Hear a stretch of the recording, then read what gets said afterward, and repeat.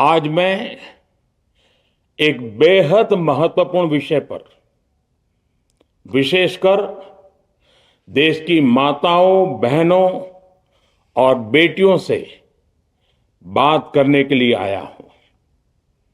आज भारत का हर नागरिक देख रहा है कि कैसे भारत की नारी शक्ति की उड़ान को रोक दिया गया, उनके सपनों को बेरहमी से कुचल दिया गया। हमारे भरसक प्रयास के बावजूद हम सफल नहीं हो पाए। नारी शक्ति वंदन अधिनियम में संशोधन नहीं हो पाया और मैं इसके लिए सभी माताओं, बहनों, उनसे मैं क्षमा प्रार्थी हूं। साथियों, हमारे लिए देश हित सर्वोपरि है, लेकिन जब कुछ लोगों के लिए दल हित सब कुछ हो जाता है, दल हित देश हित से बड़ा हो जाता है, तो नारी शक्ति को, देश हित को इसका खामियाजा उठाना पड़ता है। इस बार भी यही हुआ है। कांग्रेस, डीएमके, टीएमसी और समाजवादी पार्टी जैसे दलों की स्वार्थी राजनीति का नुकसान देश की नारी शक्ति को उठाना पड़ा है। साथियों, कल देश की करोड़ों महिलाओं की नजर संसद पर थी। देश की नारी शक्ति देख रही थी। मुझे भी ये देखकर बहुत दुख हुआ कि जब ये नारी हित का प्रस्ताव गिरा तो कांग्रेस, डीएमके, टीएमसी, सपा जैसी परिवारवादी पार्टियां खुशी से तालियां बजा रही थी। महिलाओं से उनके अधिकार छीनकर ये लोग मेजें थपथपा रहे थे। उन्होंने जो किया वो केवल टेबल पर थाप नहीं थी, वो नारी के स्वाभिमान पर, उसके आत्मसम्मान पर चोट थी। और नारी सब भूल जाती है, अपना अपमान कभी नहीं भूलती। इसलिए संसद में कांग्रेस और उसके सहयोग के उन सबके व्यवहार की कसक हर नारी के मन में हमेशा रहेगी। देश की नारी जब भी अपने क्षेत्र में इन नेताओं को देखेगी तो वो याद करेगी कि इन्हीं लोगों ने संसद में महिला आरक्षण को रोकने का जश्न मनाया था, खुशियां मनाई थी। कल संसद में नारी शक्ति वंदन संशोधन का जिन भी दलों ने विरोध किया है, उनसे मैं दो टूक कहूंगा।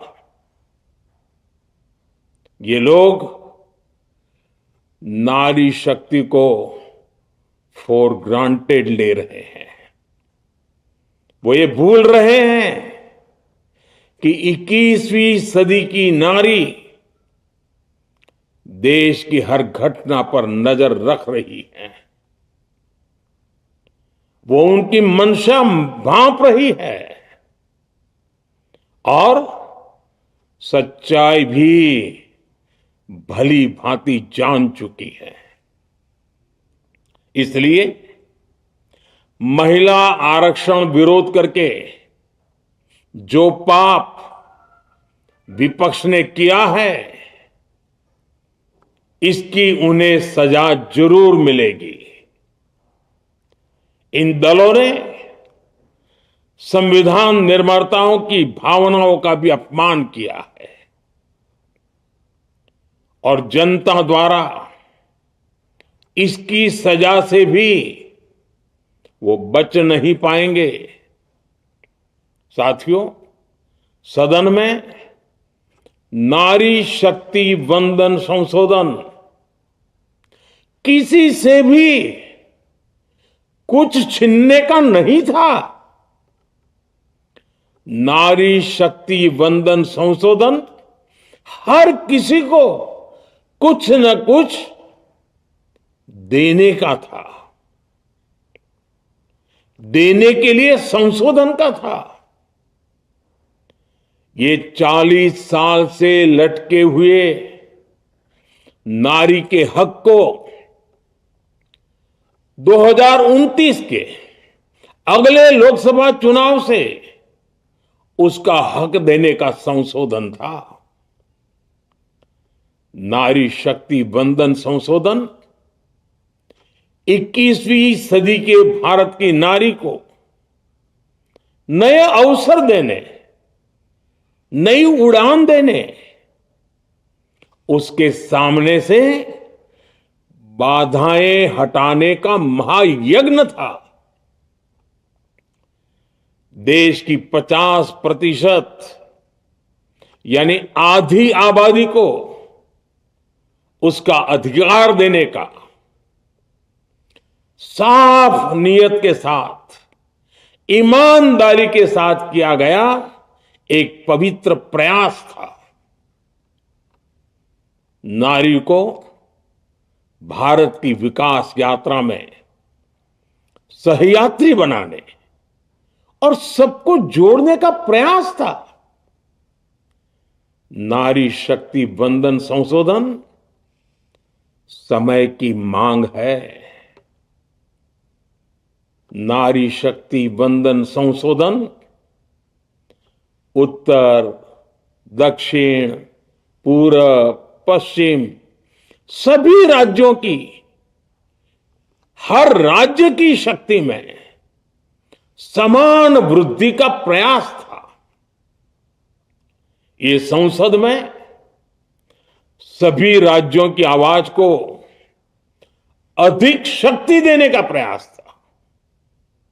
राज्य छोटा हो, राज्य बड़ा हो, राज्य की आबादी कम हो या राज्य की आबादी ज्यादा हो, सबकी समान अनुपात में शक्ति बढ़ाने की कोशिश थी। लेकिन इस ईमानदार प्रयास की कांग्रेस और उसके सहयोगियों ने सदन में पूरे देश के सामने भ्रूण हत्या कर दी है, भ्रूण हत्या कर दी है। ये Congress, TMC, Samajwadi party, DMK जैसे दल इस भ्रूण हत्या के गुनहगार हैं। ये देश के संविधान के अपराधी हैं। ये देश की नारी शक्ति के अपराधी हैं। साथियों, कांग्रेस महिला आरक्षण के विषय से ही नफरत करती है। उसने हमेशा से ही महिला आरक्षण को रोकने के लिए षड्यंत्र किए हैं। इस दिशा में पहले जितनी बार भी प्रयास हुए, हर बार कांग्रेस ने इसमें रोड़े अटकाए हैं।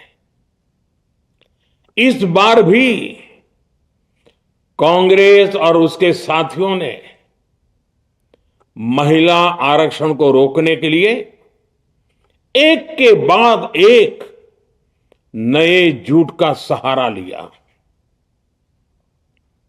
कभी संख्या को लेकर, कभी किसी और तरीके से कांग्रेस और उसके साथियों ने देश को गुमराह करने की कोशिश की।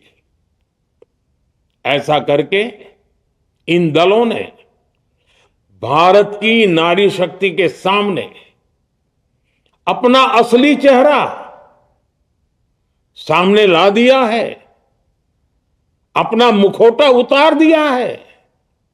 साथियों,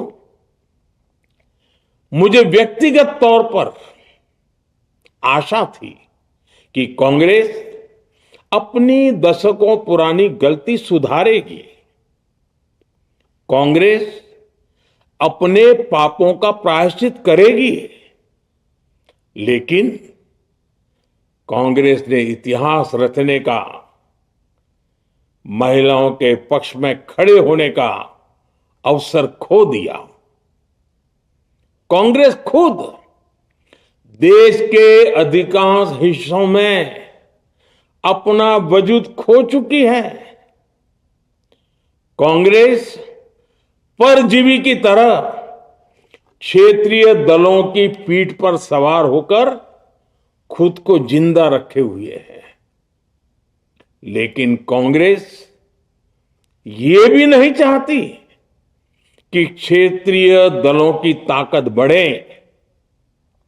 इसलिए कांग्रेस ने इस संशोधन का विरोध करवाकर अनेक क्षेत्रीय दलों के भविष्य को अंधकार में धकेलने का राजनीतिक षड्यंत्र किया है। साथियों, Congress, Samajwadi party, DMK, TMC और दूसरी पार्टियां इतने वर्षों से हर बार वही बहाने, वही कुतर्क गढ़ते आए हैं, बनाते आए हैं।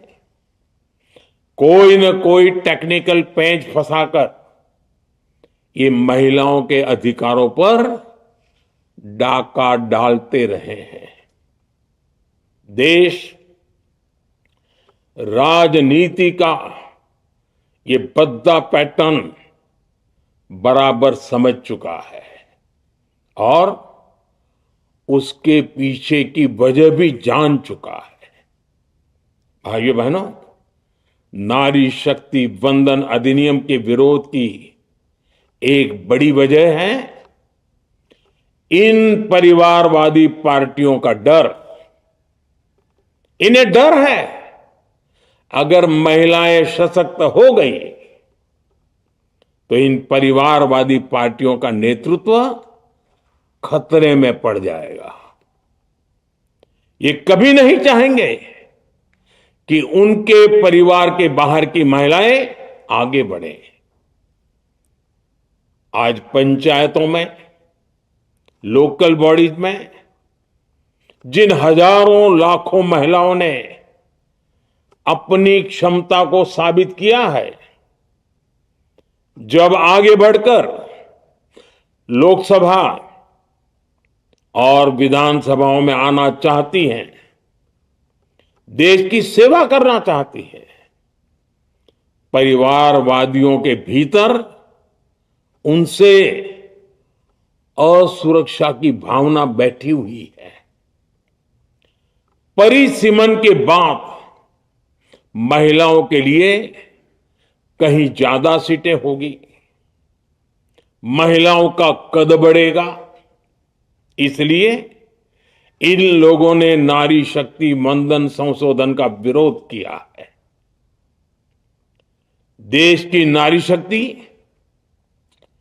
कांग्रेस और उसके सहयोगियों को इस पाप के लिए कभी माफ नहीं करेगी।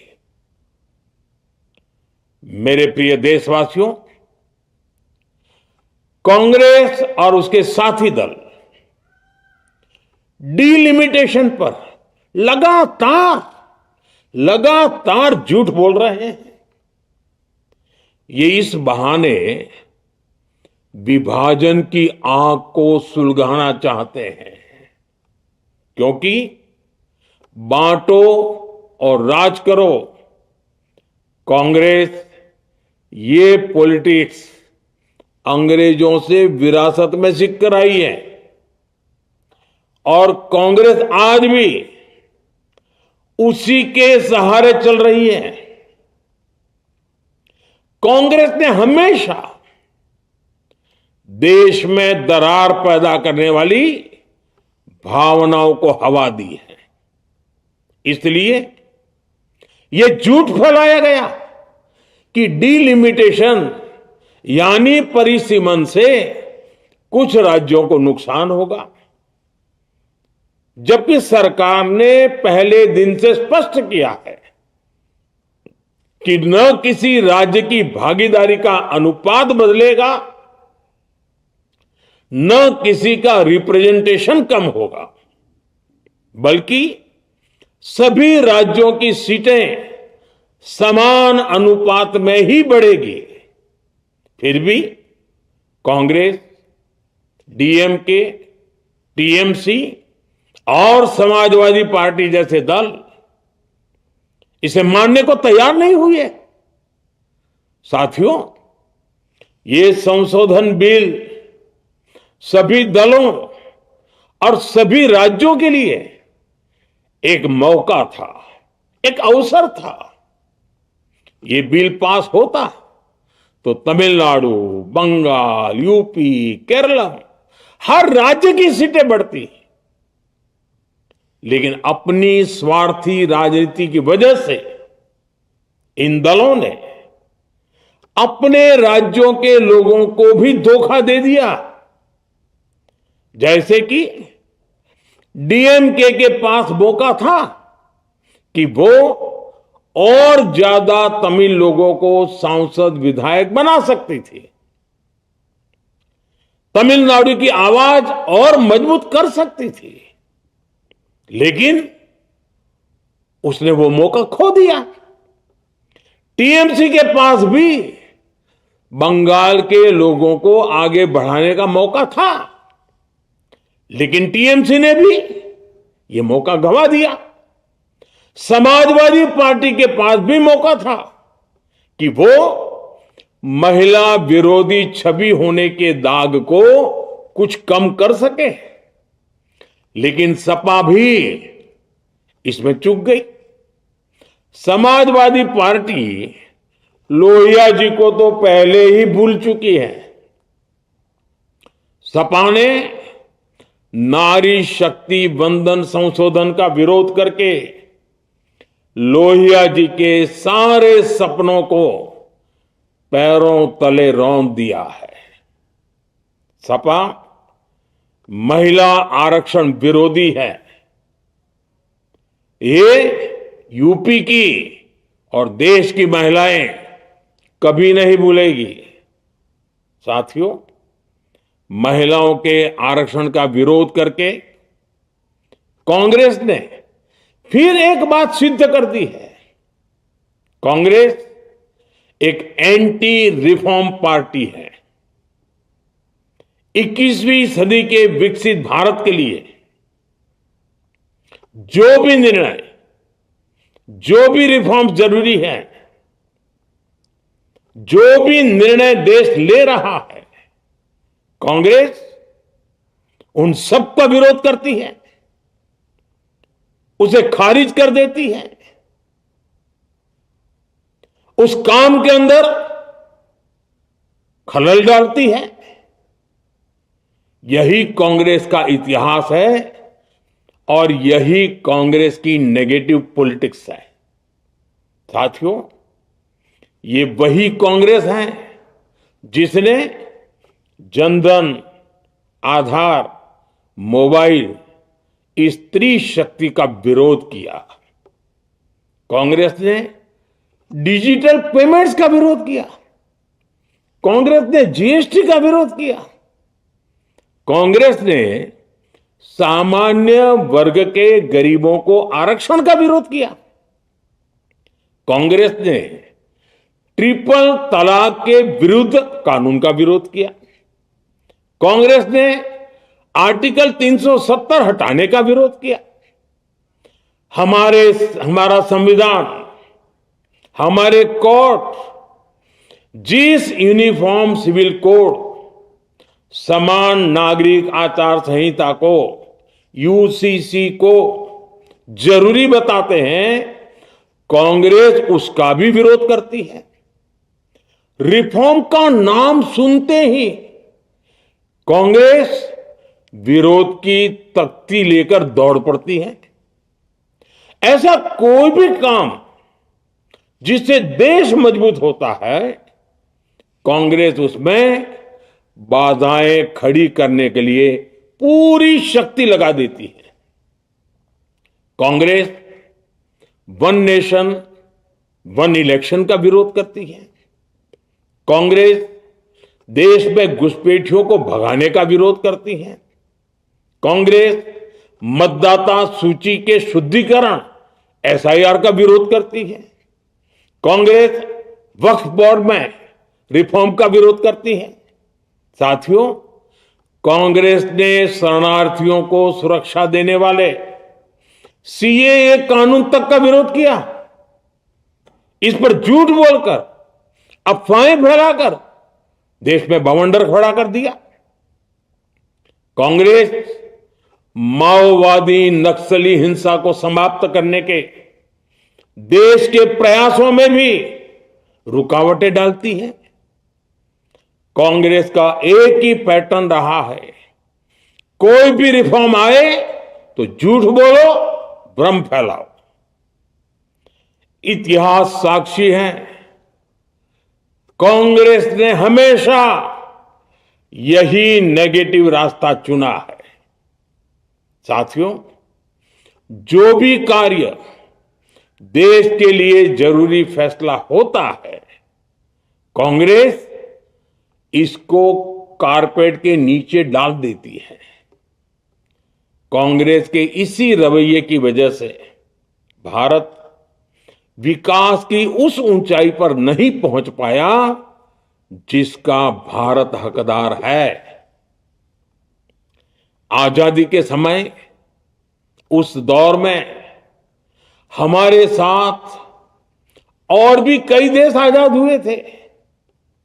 ज्यादातर देश हमसे बहुत आगे निकल गए और इसकी वजह थी कि कांग्रेस हर रिफॉर्म को रोककर बैठी रही। लटकाना, भटकाना, अटकाना, यही कांग्रेस का सिद्धांत रहा है, यही कांग्रेस का वर्क कल्चर रहा है। कांग्रेस ने पड़ोसी देशों के साथ सीमा विवादों को लटकाया। कांग्रेस ने पाकिस्तान के साथ पानी बंटवारे से जुड़े विवादों को लटकाया। कांग्रेस ने ओबीसी आरक्षण के निर्णय को 40 साल तक लटकाए रखा। कांग्रेस ने सैनिकों के लिए वन रैंक वन पेंशन को 40 साल तक रोके रखा। साथियों, कांग्रेस के इस रवैये ने हमेशा देश का बहुत बड़ा नुकसान किया है। कांग्रेस के हर विरोध, हर अनिर्णय, हर छल प्रपंच का खामियाजा देश ने भुगता है, देश की पीढ़ियों ने भुगता है। आज देश के सामने जितनी भी बड़ी चुनौतियां हैं, वो कांग्रेस के इसी रवैये से उपजी हुई है। इसलिए ये लड़ाई सिर्फ एक कानून की नहीं है, ये लड़ाई कांग्रेस की उस एंटी रिफॉर्म मानसिकता के साथ है जिसमें सिर्फ नेगेटिविटी है, नकारात्मकता है। और मुझे इसमें कोई संदेह नहीं है कि देश की सभी बहनें बेटियां कांग्रेस की इस मानसिकता को करारा जवाब दे के रहेगी। साथियों, कुछ लोग देश की महिलाओं के सपने टूटने को सरकार की नाकामी बता रहे हैं। लेकिन ये विषय कामयाबी या नाकामयाबी क्रेडिट का था ही नहीं। मैंने संसद में भी कहा था, आधी आबादी को उनका हक मिल जाने दीजिए, मैं इसका क्रेडिट विज्ञापन छपवाकर विपक्ष के सभी लोगों को दे दूंगा। लेकिन महिलाओं को दकियानुसी सोच से देखने वाले फिर भी अपने झूठ पर अड़े रहे, कायम रहे। साथियों, नारी शक्ति को भागीदारी दिलाने की लड़ाई दशकों से चल रही है। वर्षों से मैं भी इसके लिए प्रयास करने वालों में से एक हूं। कितनी ही महिलाएं ये विषय मेरे सामने उठाती रही हैं। कितनी ही बहनों ने पत्र के द्वारा मुझे सारी बातें बताई हैं। मेरे देश की माताएं, बहनें, बेटियां, मैं जानता हूं आज आप सब दुखी हैं। मैं भी आपके इस दुख में दुखी हूं। आज भले ही बिल पास कराने के लिए जरूरी 66% वोट हमें नहीं मिला हो, लेकिन मैं जानता हूं देश की 100%, 100% नारी शक्ति का आशीर्वाद हमारे साथ है। मैं देश की हर नारी को विश्वास दिलाता हूं, हम महिला आरक्षण के रास्ते में आने वाले हर रुकावट को खत्म करके रहेंगे, हटा करके रहेंगे। हमारा हौसला भी बुलंद है, हमारी हिम्मत भी अटूट है और हमारा इरादा भी अड़िग है। महिला आरक्षण का विरोध करने वाली पार्टियां ये देश की नारी शक्ति को संसद और विधानसभाओं में उनकी भागीदारी बढ़ाने से कभी भी रोक नहीं पाएंगे। सिर्फ वक्त का इंतजार है। नारी शक्ति के सशक्तिकरण का बीजेपी एनडीए का संकल्प अक्षुण्ण है। कल हमारे पास संख्या बल नहीं था, लेकिन इसका मतलब ये नहीं है कि हम हार गए। हमारा आत्मबल अजेय है। हमारा प्रयास रुकेगा नहीं, हमारा प्रयास थमेगा नहीं। हमारे पास आगे अभी और मौके आएंगे। हमें आधी आबादी के सपनों के लिए, देश के भविष्य के लिए इस संकल्प को पूरा करना ही है। आप सबका बहुत बहुत धन्यवाद।